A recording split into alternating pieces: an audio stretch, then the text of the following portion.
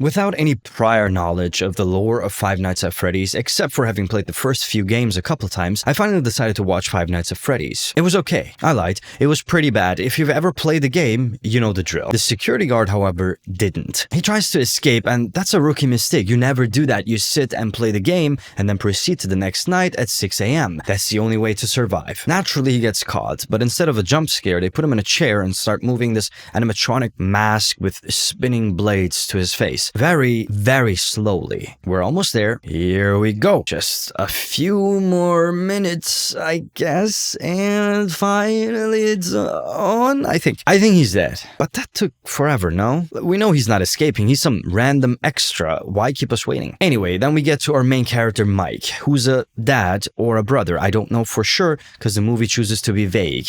And he's a security guard at a mall and decides to beat someone's dad up because, well, it was a confusion. Clearly, some sort of trauma is haunting him and he could use some therapy. But instead, he gets a career coach session. And that is pretty realistic these days, actually. That's what they do nowadays. Struggling with depression? Why don't you try getting a job? Hey, feel free to subscribe to support me and maybe like the video. But then the coach tells him it's not going to be easy finding another job because Mike apparently has been fired from so many jobs already. And then Mike is immediately like, oh, okay, f it then. And he gets up to leave. Calm down, Mike. He just said it won't be easy, not there are no jobs left. The coach suddenly says, I got a job for you. Hee hee, sit down, come on. We later find out that Mike's brother was kidnapped when they were at camp, which explains the attack at the mall since it looked like some kid was being kidnapped. But it still doesn't explain why Mike is being so insanely annoying. Let me explain. The coach says you'll have one job to keep people out. Oh, and keep things tidy. And Mike is like, that's two things. Is it, Mike? The backstory also kind of tells us that the girl is his daughter since he's seen to only have a brother and no sister in sight. No, wait. In the following scene, it is revealed that Abby is in fact his sister. I don't know, I just assumed the parents wouldn't have had another child after an incident like that, which admittedly is my bad, but also really bad storytelling overall. Or maybe I'm dumb? Like, did you immediately know, like, yep, sister? Also, there is apparently a lady that wants to sue him to take over custody of Abby, and again, we don't know who she is. Why is everything thrown in and I'm expected to know things? Oh, okay. She's his aunt. Cool, thanks for telling me 3 minutes later, movie. Anyway, so Mike had a rule of not taking a job that's at night, so he could stay at home and look after his sister. And by look after, I mean drift off to dreams with headphones on. And if something were to happen, it'd practically be impossible to wake up in time to save her. And so he initially refuses the job the coach offers him since it was a job at night. Now that his aunt is suing for Abby's guardianship, he has to take it. Sorry, I know that this was a little bit all over the place, but I hope you're still with me. So he starts his security job, basically playing the game Five Nights at Freddy's. His first task? Watch an introductory video that's something straight out of Severance. Mike also gets scared by a small balloon boy toy inside a locker, which makes no sense. It's not moving, it's not making any noise, and it's super small. He's able to survive the first night, and I mean, let's face it, we all survived it, the easiest night ever. Turns out Auntie is plotting some evil plans against Mike using the babysitter and her brother. They say that they'll just visit and trash the place, thus making him lose the job. And the aunt can then get custody of Abby. And once that happens, she'll get all the sweet, sweet compensation. Yeah, get this. Mike says that the aunt only wants Abby for the monthly check of the state.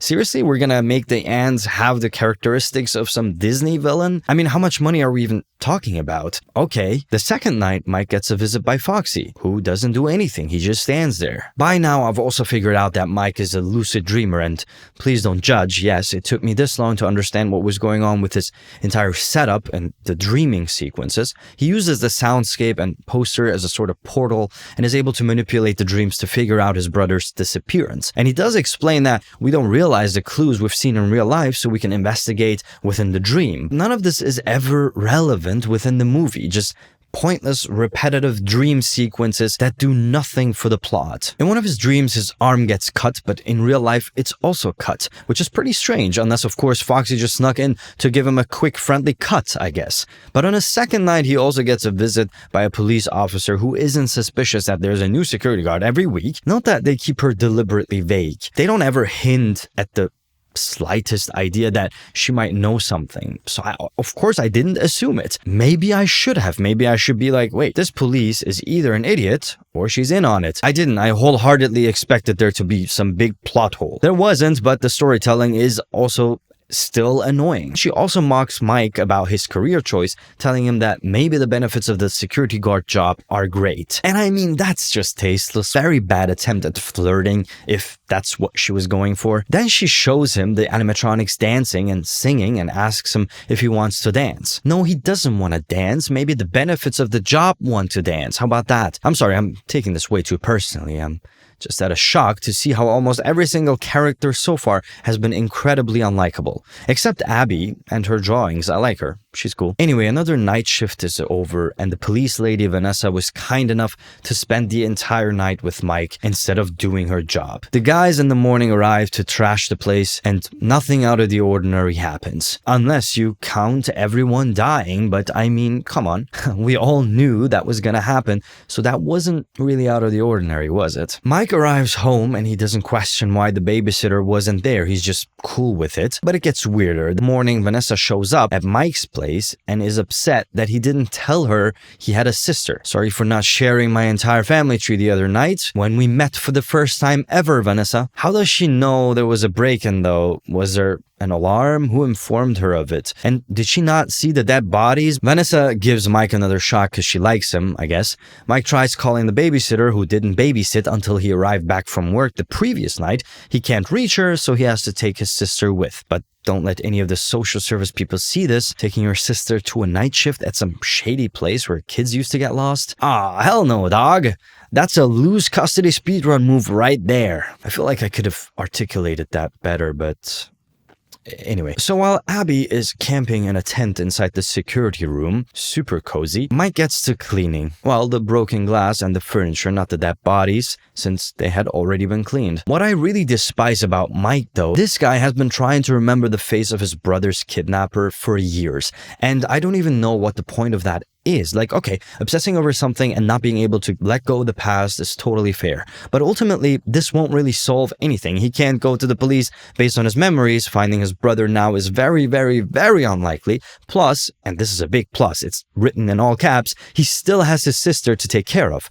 He brings her to the job, a place at which kids disappeared before, mind you, a place that was broken into just a few hours ago, and he decides to snooze off to do some lucid dreaming detective work again. I don't like the aunt, I really don't, but Mike should definitely not be her guardian. Abby naturally sneaks out of the room while Mike is peacefully sleeping, and she meets the animatronics. Mike then wakes up to Abby screaming her heart out like someone's cutting her alive, but then we realize that's just the way she laughs. Then she says, "It's okay, Mike, they just want to play," and I officially like none of the characters anymore. Abby just made the list of super annoying characters. Abby is seen here later eating a toast that looks like it was made on the sun. Get it? It's like super burned. Even as an actress, you can tell she's really struggling to act like she's enjoying this toast. Like whoever prepared that toast from the set must have really hated Abby's actress. During the toast torture scene, Abby and Mike are talking, and it is revealed that the animatronics are possessed by ghosts. Because Abby goes like, duh, how else are they supposed to move? And Mike is like, makes sense. Oh, okay, so we're just gonna go there then. The ghost possessing animatronic bit is the new norm. Is that it? You're not gonna freak out, Mike? Okay. Sure. And these ghost kids are the ones Mike has been dreaming of, by the way, which could make sense. I mean, he could have seen the kids on the news and made a connection subconsciously. I don't know. Oh, and later on, you know, the reveal that I was talking about before, that the one that came like 20 minutes later, Vanessa also knows. They're all together at the pizzeria, a ghost town, literally animatronics possessed by ghosts, and they are partying. The only thing that's missing, logic and pizza. Abby is enjoying her dead friends inside animatronics more than she's ever enjoyed anyone alive, and that's messed up in so many ways. I just don't know in what ways exactly, but I can inherently tell that it's not right, you know? Abby, while partying with the animatronics, thinks she can play the electric guitar of Bonnie and touches it, gets electrocuted and wakes up. No big deal. But Vanessa loses it. She's super upset, and she starts telling Mike that if he ever brings Abby here again, that she's gonna shoot him. Okay, talk about an overreaction. Is she gonna shoot him in front of Abby then, or what's the plan here? The script was definitely not scripting with that one. The next night, Mike calls over his aunt to babysit his sister because he doesn't want to get shot. He then buys some medication and goes back to the job in broad daylight. Turns out he just wants to lucid dream again. Nothing matters to him more than finding the man who did this. Mike dreams having a nice picnic with his family, and his mom is talking to him, his brother playing with the plane still, and his dad just sits there. Nothing more. He's just there to flip burgers. He's got like zero input, no lines, nothing. He's just staring. The kids tell him they want Abby to join them. Why? No one knows. Are the kids evil then? They are aware that they're dead, so they're just gonna kill a little girl, yeah? Okay. And in return, Mike gets to dream having picnic with his family every single night forever, as a punishment. So it's a lose-lose situation for him, and naturally he declines. But I feel like he could have played it cool here and just said, okay, I'll bring her, leave and never come back. Easy peasy, the movie's over. But instead he says nope to their faces, and of course they decide to just yeet him, by which I mean murder him. So now the Face Destroyer 99 once again takes several years to kill someone, this time Mike. And he's got enough time to remove a loose screw from his straps, really? Freddy visits Abby, and the ghost kid then says, not Freddy. Is it because it's the golden version of Freddy? Is he correcting her for lore purposes? I don't think Abby cares, man. But also, can she see ghosts? Is she some sort of psychic? Why can't she hear the kid? What is going on? Abby is naturally like, oh cool, my little ghost buddy and his creepy robot came back to pick me up to go and have some more fun together in a really dark and creepy place. Yay! She sees her aunt on the floor, and ghost kid says, silly auntie, she fell asleep. And Abby is like, yeah, people usually fall asleep on the floor, so it totally makes sense. They call a taxi cab, and the driver's reaction to Freddy, sorry, not Freddy, is pretty chill. He gets startled, then says, why do I always get the weirdos? Like having a giant animatronic in the backseat is something that happens to him on a weekly basis. In the next sequence, Vanessa is helping Mike with his injuries, but then Mike confronts her about the murder robots, and she's like, it's complicated, which explains the whole security guard constantly changing situation, as well as the murder sites being cleaned out. Vanessa was in on it. We still don't know why she's doing all this. They still keep us in the dark, but at the end of the movie-ish, we'll hopefully find out, I guess. I get it. They want to be mysterious. They don't want to spoil everything, keep us guessing. But the way they built up the suspense with Vanessa's past and her relation to the animatronics just kept getting under my skin. I wasn't trying to figure it out. I was just angry. But anyway, Vanessa says, I tried to warn you in my own way. What way, Vanessa? You mean the I'll shoot you part? Or how about that bit about how the animatronics can kill people, and you were just like, hey, look, dancing robots. Vanessa starts telling the story of how her dad used to kill kids, and she just had to watch it all happen. Turns out he was also the one who kidnapped Mike's brother, which is weird because this guy loves to put on an act with his animatronic costume to lure kids. So why would he just randomly kidnap a kid at a campsite? Well, because you see, it's more convenient for the script. Probably that's it. Also, Vanessa is like a reverse Serpico. Well, not really, but what I mean is she's super corrupt, whereas Serpico was, determined to do the right thing. I guess it's not similar at all. That was a stupid analogy. The script really has started to get to me. Because Vanessa has her own demons, she tells Mike that she can't help him save his sister. That her dad would definitely be there as well. Why does her dad go there? Why did he not go there previously when they were hunting the security guard? I don't know. Who knows? It's a secret. And I get it. She has trauma. It could be difficult, but she's a cop now and she has a gun. You could just go and arrest him, right? You could just point the gun at him and say, drop the knife. Right, Vanessa? Then it's Freddy's turn to be the security guard, and this time Mike sneaks up on the animatronics, so the roles are reversed, which was pretty cool to see, but also really dumb, because aren't these ghost kids anyway? Can they not just check the entire room in a few seconds? Like here, for instance, we get to see it. Ghost vision. Chica then starts tickling Abby again, and she starts screaming again, but we all know that's just Abby's laugh, and for some reason, Mike is worried this time. Mike saves his sister just in time, and I mean, we all knew he'd make it, so it wasn't like a, oh, thank God moment. They tried to build it up like that. Then there's a lot of tension with Abby hiding and Mike fighting a cute muffin. Okay, well, not really tension, just some scenes. The yellow rabbit, Vanessa's dad, shows up, and he's pretty scary until he takes off his mask, and it's just some dude. Oh, wait, That's the work coach. When you have a low budget, so you have to make sure everyone is practically the same guy. Vanessa's dad, the work coach, the person who kidnapped Mike's brother, and also the yellow rabbit. He tells Vanessa that she had only one job and mentions two things. Then Vanessa goes, "That's two jobs." And the coach freaks out. He's heard that from Mike before, so naturally he's super annoyed. And I get it. I am too. Both Mike and Vanessa having said the same thing like they heard it from each other, even though they never could have, was super cheesy. It felt very artificial. I'm not saying AI, I'm saying artificial. Like animatronic artificial. Abby then does a quick drawing in like 20 seconds that evidently saves their lives. She paints the yellow bunny evil as opposed to the one on the wall that shows a friendly yellow bunny. Even though the ghost kids know they've been murdered by the yellow rabbit, for some reason a simple drawing of a friendly yellow rabbit is enough to brainwash them. I have no idea where she got the pens from, and so many colors too, but whatever. I also don't know how the entire electricity was out, except for the spotlight that was directed at the painting in the perfect moment. No idea when they rehearsed for that bit, but okay. The animatronics take out the yellow bunny guy, the job coach, and he's pretty cool about it and just says, "I always come back." So, did he do this before? How does he know he'll come back?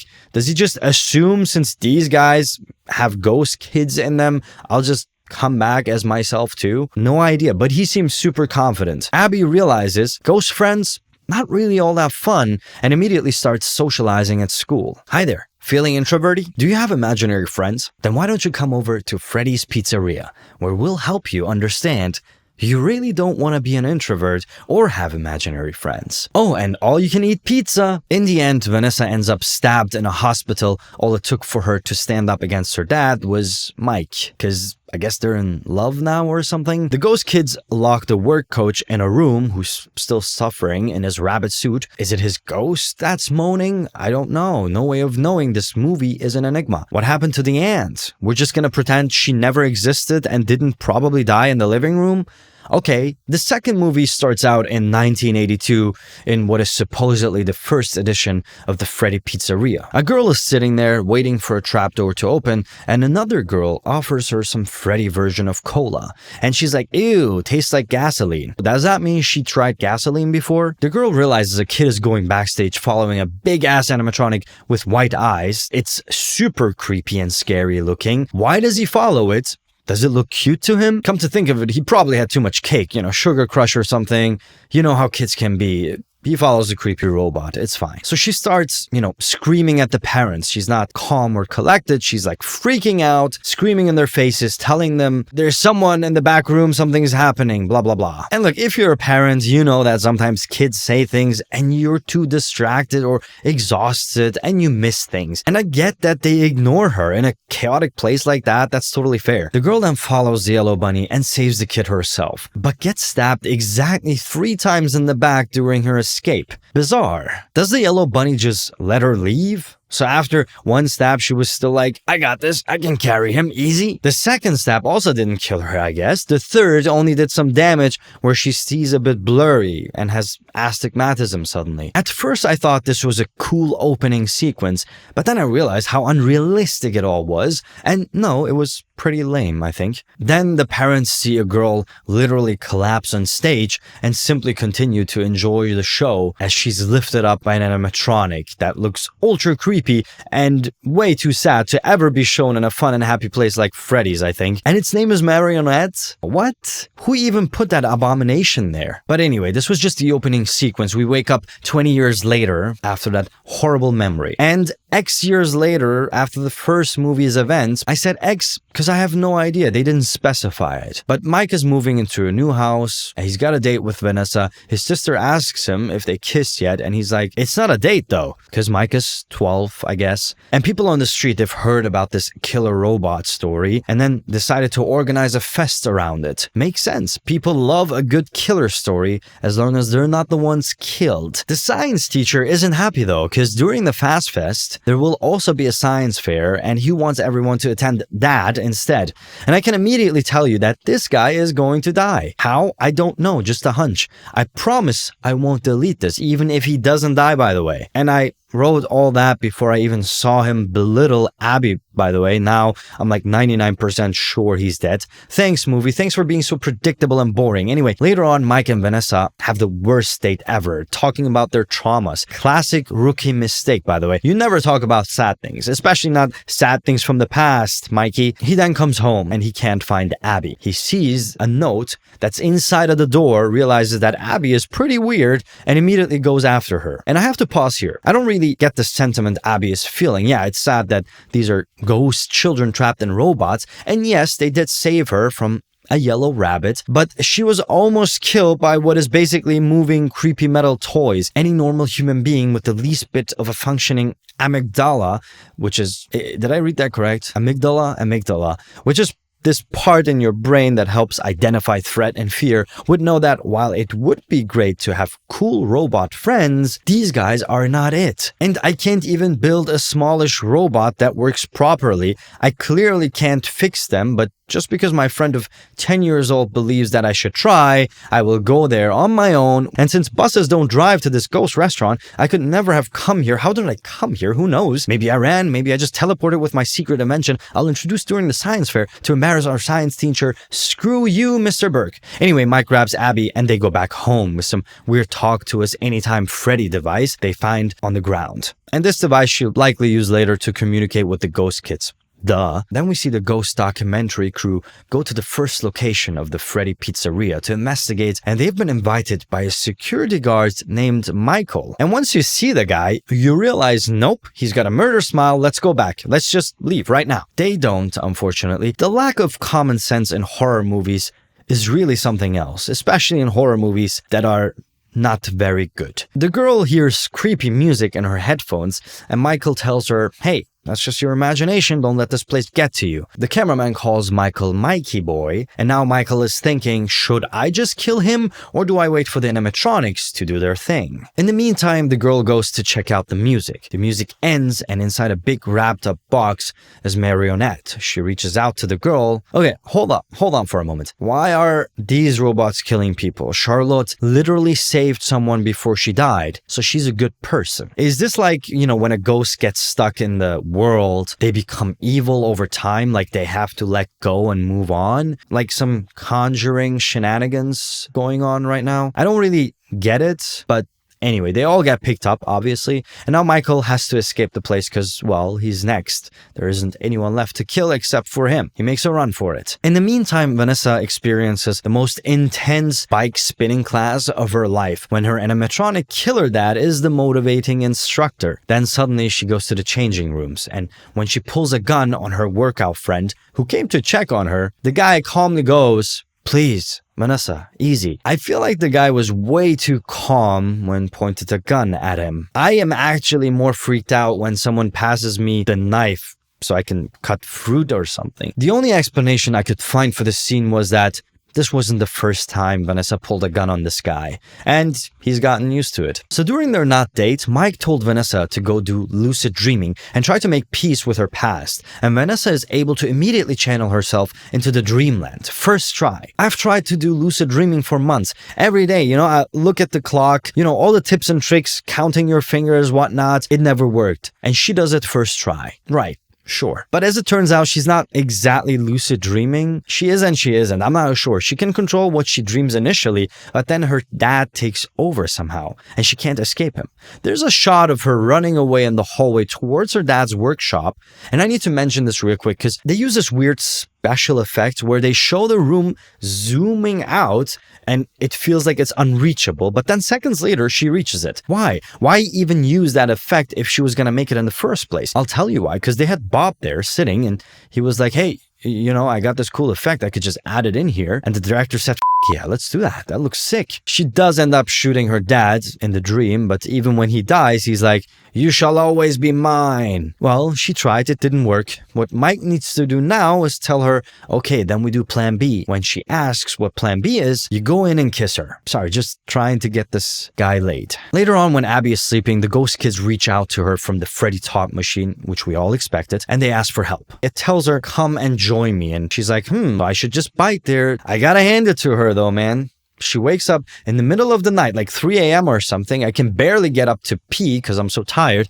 And this kid is just like, let me work out on a bike right now. But why did she come to the first edition of the pizzeria? How did she even know where it was? I guess it must have been the stupid toy doing the Google Maps trick or something. Whatever, I'm done trying to understand things. Let's just enjoy the movie for what it is. By the way, at like 44 minutes into the movie, there is a music when she enters the restaurant. That sounds insanely like the Saw theme. I can't play it, but if you want to go check it out, feel free to. Anyway, so she arrives, hugs Chica, and they live happily ever after.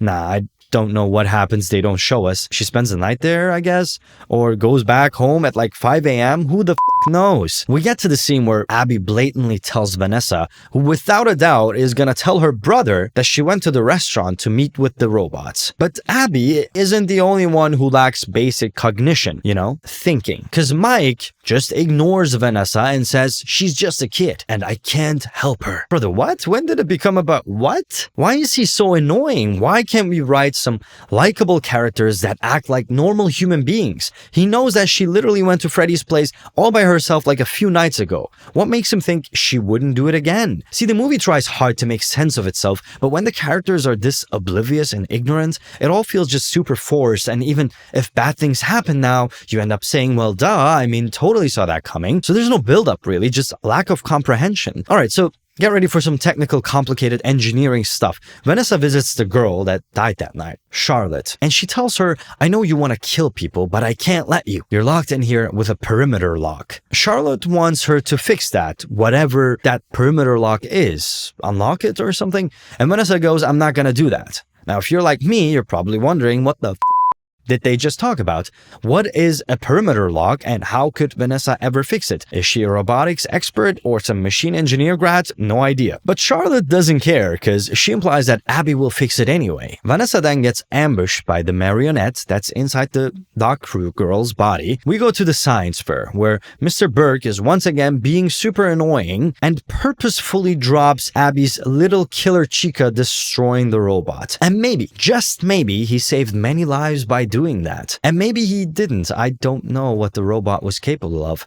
Maybe it was just dancing. Abby, filled with rage, bikes to her best friend Chica, the robot. Immediately, by the way. She doesn't even second guess it. She's just bam, gone. And she hasn't sweat even the tiniest bit during that bike ride, which is a stupid detail, but I hate it. I just hate it. I also hate it when actors don't get wet in the rain or they just magically dry out in between cuts. Anyway, Charlotte threatens to kill Abby. She's just looking at the camera menacingly, and Vanessa is tied up. She's watching all of this from working camera TVs. Wait, okay, the PC is working, the cameras are working, the TV is working. Everything is miraculously working decades later of this place having shut down. Who's paying for the electricity bill though? I also still don't understand how the perimeter lock works. And I have an engineering degree. Not that that means anything, but still, it should count for something, right? Is it magic? Either way, Vanessa gives some code and Abby types it into the computer, then the perimeter lock is lifted and magically now they can leave the place. Cool. They call a cab and are off to a science fair. By the way, Mike has been on a side quest since he dropped off Abby at school. Remember how he lost his brother because he didn't watch over him? He was a kid, so it wasn't his fault. But now that he's an actual adult, he can keep neglecting his sister, whom he lost like a couple of times already. And this is what I meant with lacking basic cognition. These characters aren't likable, okay, whatever, but they aren't even reasonable or realistic to begin with. Anyway, so Mike has gone on a quest to track down Charlotte's father. And they have a talk. The dad just goes into talking about not being the best father and rambles on for a bit. Then he goes and says the weirdest sentence ever. It's so easy to be blinded by ambition that even with the best intentions, you don't see the devil sitting right beside you. The fuck is this guy on about? How do these words ever make sense? This legit made me wonder if they used, I will say it, artificial intelligence in some of the script. Also super small detail, but Mike calls the science fair to ask about Abby. Then he hangs up on the lady and she calls him, "What an asshole." A similar incident happened in the first movie where he didn't answer the pharmacist and the guy called him an asshole. I guess this is a recurring reference to the fact that Mike is in fact an asshole. Before Mike leaves, the dad gives him a music box saying it used to help Charlotte sleep. Oh, wow, thanks, Dad. So you're not gonna do it yourself then? Don't wanna pay tribute to your daughter, huh? I get it. But he wants Mike to take it there and he knows it sounds crazy. He says it sounds crazy, but well, you see, it's not crazy, it's super annoying and just too convenient overall. Everything always just works out in such a lazy way that you can't help but feel great. The dad just gave his most beloved toy of his deceased daughter that he himself carved and made to some random dude he just met for him to leave in an abandoned place. Mike then drives to this other restaurant and finds Abby's bike and starts looking for her. And he stumbles to some pretty creepy ass looking animatronics in the back there, who were part of the second game if I remember correctly. Abby brings Chica to school and Mr. Burke once again shits on her. I really don't get it. Why try so hard to make someone so insufferable? No person on earth is this stubborn. Like, it's not even making any sense anymore. I guess they want us to cheer for when he dies, maybe, but the way he's always insanely condescending towards Abby just falls so flat and boring. Oh, and by the way, when Mr. Burke screams his lines, you can tell he's lost his voice, probably from all the retakes, because his voice is like cracking, man. I guess that's what happens when you write a character and only give him yelling dialogue. Anyway, Mr. Burke dies. But I gotta say, I feel like it's so easy to counter these animatronics. All you have to do is run away, that's it. And even if you're trapped in a room with them, dude, Chica is so slow and cumbersome. You can sneak past her if you're quick. Like, no way can she react in time to grab you. I mean, okay, maybe not Mr. Burke, but in general. But I gotta ask, did any of you feel like, fuck yeah, finally, Mr. Burke is dead? He got what he deserved. Let's go. I guess the only people that would have cheered for his death would be like 10, 12-year-olds. Maybe. We then finally get an explanation to the perimeter system when Mike goes to look for Abby and ends up finding Vanessa locked at the pizzeria. It's supposedly a system that drains the animatronics if they leave the perimeter, but even with that explanation, it just sounds super vague and honestly makes zero sense. You know what? Fuck it. There is no explanation. Mike falls into the river and Balloon Boy starts swimming towards him. And this begs the question. Who's controlling Balloon Boy? If it's Charlotte, does she not realize they're trying to stop her? So should she not attack them with the other animatronics too? Like, immediately? Also, can she occupy several bodies at once? How does that work exactly? Is it some magical ghost splitting technique? The movie relies too much on just assume it works, guys. But also, we have an answer to everything, guys, so don't worry. But not really, because we don't even know how this works, so please don't ask, guys. Later on, there's a security breach in Chica's vision, which means or suggests the idea that the Balloon Boy was acting on its own. Again, that makes no sense. Is it the robot itself working? Mike then sits down to play Five Nights at Freddy's 2 since he aced the first game. Dude is starting to become Markiplier in real life. Charlotte activates the prototypes or connects to them, no idea. Because when Mike puts on the animatronic mask that he finds in the room, Freddy doesn't attack him, meaning Charlotte isn't really controlling them, I guess. Because she knows it's Mike. He also shines the flashlight to keep Foxy at bay. How did he figure that one out? Good move though. Then the Balloon Boy starts laughing, just like in game. While in game, you'd be freaking out. Here, it's just props. Balloon Boy is useless as shit in the movies. While Mike stayed behind to hang out at the computer to track the animatronics and play Five Nights at Freddy's 2, Vanessa drove off in her car. Mind you that the animatronics were activated long after she started driving, but somehow she gets ambushed by Mangle. We know for a fact that these robots walk super slow and can't really run, and yet Mangle is on top of her car. Weird. Then she has an accident where she hits her head really hard against the wheel because the airbag doesn't deploy, which is also weird. I mean, she's a police officer, so she definitely got a car checked regularly, but okay, maybe the airbag malfunctioned, whatever. And oh yeah, in case you forgot, she is a police officer, but it seems the writers forgot too because we never see her at the job. There were also no ramifications with the whole "my dad is a serial killer" situation because the police didn't question her about her post at the pizzeria and what she had been doing there all these years, even though they should have. I mean, her dad kidnapped a bunch of kids in that pizzeria. She was the one going in and out of there for so many years after. She knew who he was, trauma or not. She's a police officer now. I feel like she should have been in some legal trouble or something. Like the murders that she covered up in the first movie, remember those? We're just gonna pretend that none of that happened then? Alright, okay. But yeah, going back to the accident, she hits her head. You'd expect her to be unconscious, right? But she doesn't even have a scar on her face. Like, they didn't even bother painting it to red. Like, did they not have a makeup artist on set? Just put some red lipstick on her forehead, for God's sake. So then Mangle attacks her from the window, tries to grab her, and does in fact grab her, but then she unlocks her seatbelt to get away, and it works. Then Mangle looks inside and moves on top of the car, and the car sinks in. Like, the metal is not strong enough. Weird, because when Mangle first got on top of the car, there was none of that. And again, she somehow escapes the long arm by just screaming and stuff. And wow, cool. What an exciting sequence of events, guys. Really amazingly well written. Thanks. Realistic outcome.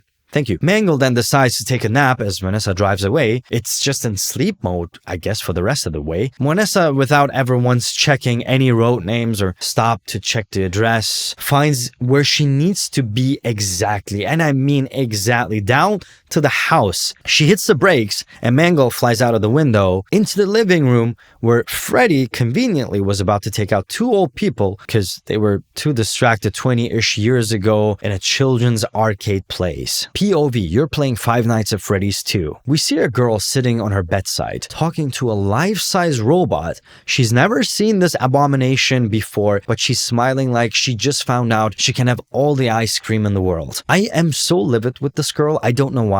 You know what? I actually do. I do know why. She's super annoying. I hate her.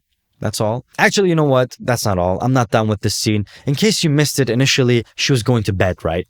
Then she sees this flashing lights outside of her window. How do you go from terrifying glowing eyes to just chatting on your bed? Like, how does that transition work? Even porn isn't this sudden. Now that begs the question, would I ever invite a clown that shows up at my window inside for a chat? Maybe if the clown is hot, I guess I could consider it. But even then, I'd know that I'm probably gonna die. Was it worth the risk? Again, if the clown was hot, yes, it was. I also don't get how Bonnie even got to the window in the first place. Since this is clearly the second floor of the house, was she flying? Anyway, then Bonnie, the killer robot, goes after the mom, and suddenly it's super quiet, like the footsteps don't make any sound. It was even able to snuck behind the fridge door. Then it starts to move very loud and slow again, and it misses the knife attack on a stationary human. Mike, in the meantime, has Balloon Boy stuck in front of him, and he just pulls its head off and throws it away, and that looks so comical. I am actually very displeased with that scene. Then he puts his mask on and Chica doesn't recognize him. Then Foxy is there, and just like in game, the mask doesn't work against Foxy. Mike realizes this, but he has enough time to disconnect the signal. What's really baffling to me is that, did Vanessa really not know about the animatronics disconnect button? She could have just disconnected them before she left. Anyway, he disconnects them just in time before Bonnie is able to do a second attack, or Foxy can take down Mike. And the animatronics were all disabled. Vanessa then takes the parents to the lawyer from the first movie for no apparent reason other than, hey, that lawyer guy was cool, let's invite him again for the second movie. And she just asks him to take two strangers inside his house. And he's like, sure, the more the merrier. He also says something super cheesy about lawyer stuff, and I'm just gonna skip that. Well, I guess I didn't skip it since I did mention it, so sorry about that. Chica carries Abby to her bed from... Wait, has she been carrying her all the way from school? They've been walking this slowly for what, an hour at least? And Abby is just sleeping in a cold-ass metal robot's arms like a baby. By the way, how did Chica clean the blood off her hands? You know, from the crushing of the teacher's head? Doesn't matter, these are just details, you know? And in horror movies, you gotta ignore details, otherwise they suck. Well, in bad horror movies at least. That's quite ironic, actually. Get it? Because, well, you gotta ignore the details for the movie not to suck, but it's already a bad horror movie, so... We soon find out that Marionette has been manifested within Chica, and when her chest breaks, it jump scares Abby and takes over her body. Then the signal reactivates and the animatronics come back to life, because... Ignore the details, ignore the details. Vanessa calls Mike and says, Mike, we need help. We're outmatched. And Mike is like, I got an idea. So he goes to the first game to grind some more Five Nights at Freddy's because it was easier and starts talking to the restaurant. He asks the animatronics to help Abby, but I feel like they never really cared about her. They just wanted her to join them and kill her, basically. Mike goes on for what feels like minutes. It's just 20 seconds or so, but man, does it feel long. Then Vanessa's car gets busted. She's stuck on the road and she's overwhelmed. She screams at the walkie-talkie and throws it away. She is a police officer, so I'm sure she could start running instead of just standing there. I don't think this is a huge town considering how Abby can bike everywhere all the time and Chica can carry a child in slow motion to their house, but yeah. Then Mike's best friend forever happens to drive that road at that exact time and picks her up. Yeah, well, divine intervention and stuff. Also, ignore the details, ignore. The guy drops her off at Mike's house, literally calls Vanessa's ass crazy as she leaves. Like, this is exactly what he says. Crazy ass. And I guess in post or in editing, they were like, we know it sounds weird. Maybe he should have said something like crazy person or what a crazy girl. Anything that doesn't sound remotely like, oof, crazy ass. But they kept it anyway. Okay. He might have genuinely meant Vanessa's ass, I'm not sure. Anyway, so Marionette has taken over Abby. This is like a demon that takes over people, but it can just do it in a heartbeat. No need to wear the human down first with fear or pain or some other shenanigans like in most horror movies. It's creepy, but not really scary because it doesn't do anything, ever, no stakes. It's just talking all the time and laughing. And the laugh isn't really scary either because you can hear it's Abby laughing, so it defeats the purpose and it just sounds silly mostly. And I just realized that the movie is all talk and no play. Nothing truly exciting ever really happens up until now, and we're basically at the end now. Mike joins in last second before Marionette can smash Vanessa's head in, plays the music box, and Marionette just floats away. Where? To go to sleep.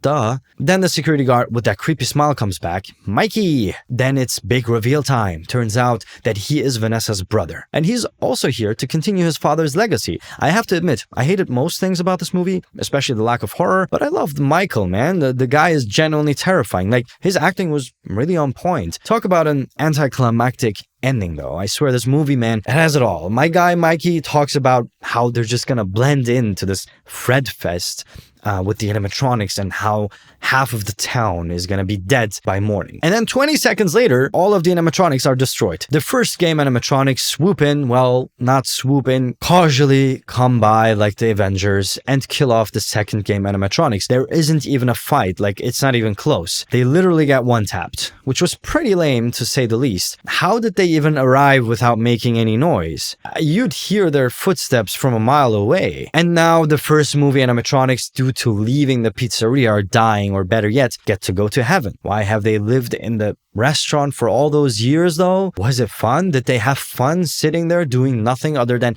occasionally murdering the new security guard and sometimes dancing? Also, the older animatronics seemed way newer than the first movie animatronics. Shinier too. That just felt so confusing to me like all the time. But you know, the way they handled that whole festival thing was infuriating overall. I was low-key expecting animatronics running around killing people, but they can't, can they? Like, they can't show us kids dying, obviously. That's weird. That wouldn't be a good horror movie. No one wants to see that. And because adults aren't really at the festival, they were probably like, well, shit, what do we do?